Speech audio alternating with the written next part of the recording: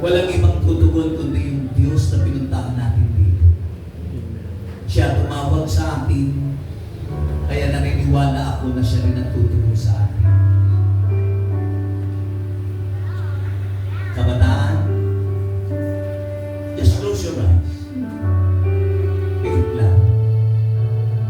May kahilingan ka rin sa Diyos. Bumiling ka na. At sa kahilingan mo, pagtiwalaan mo ang Diyos. Awitan mo siya. Sabihin mo, ako'y nagtitiwala sa iyo. Ako'y nagtitiwala sa iyo. Kabataan lang, kabataan lang. Kalakasan ko'y sige, kabataan. Boses mo, bigay mo sa Diyos. Yes, taas mo kamay mo sa Diyos.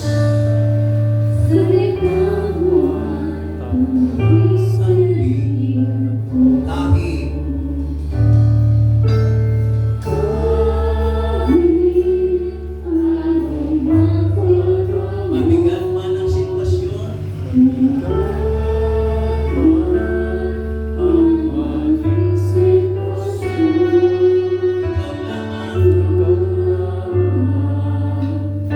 ang sandigan, Panginoon Jesus.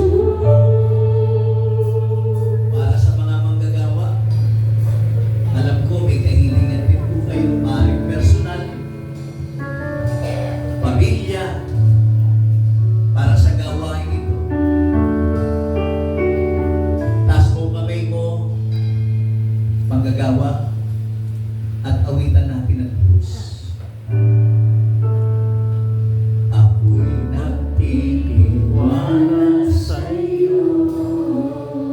Kalakasan. Ako'y nagtitiwala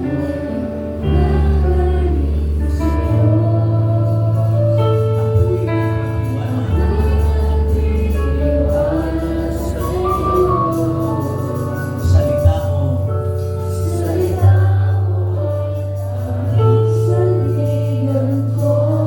Huwag kang aayaw. Bakit?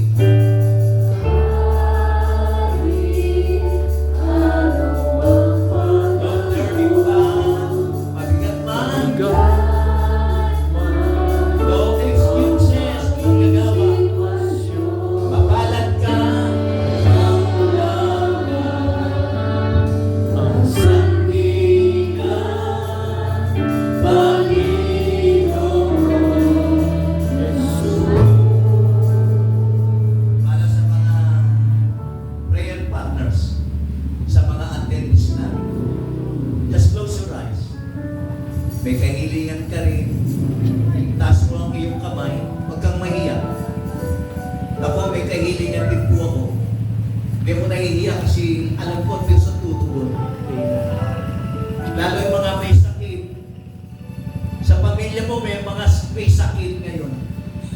Wala kang halos magbili ng gamot. Hindi mo alam kung paano mabibigyan ng lunas. May isang Diyos na nilalapitan mo ngayon na tumawag sa iyo. Sabihin mo sa Kanya, huwag kang matakot, huwag kang mahiya. May Diyos na tutulong sa iyo.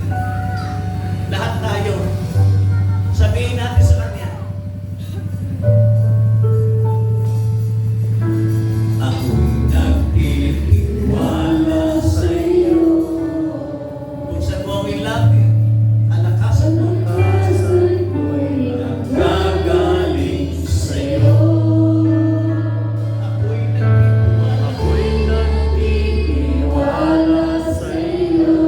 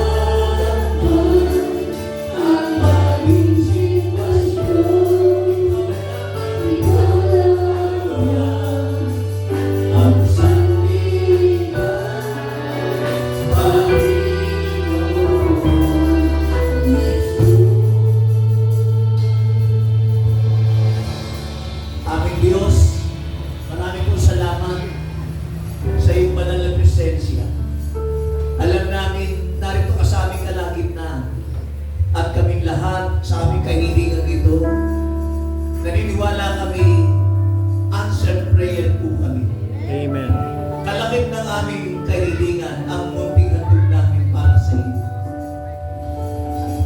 Gamitin mo ito, Panginoon. At ang pangako mo, kapag kami nagbigay, ibabalik